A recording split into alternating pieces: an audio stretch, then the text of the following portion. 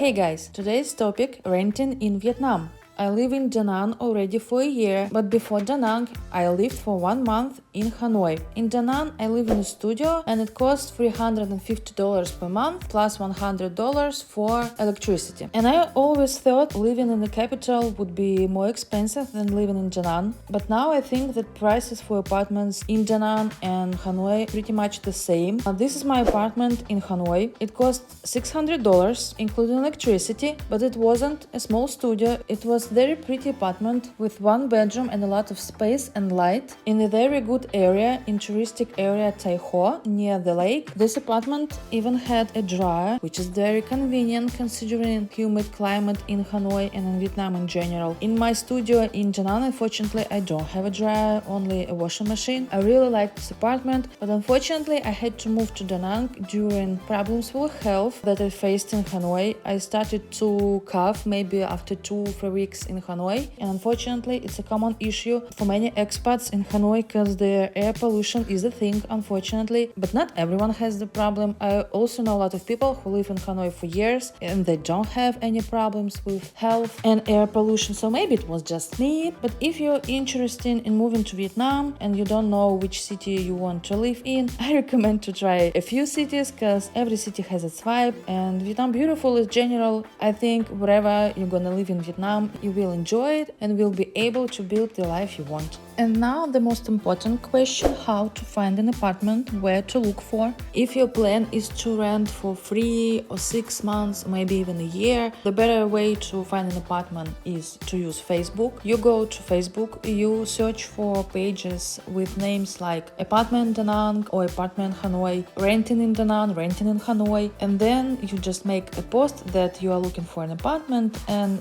some realtors will reach you. They don't charge anything.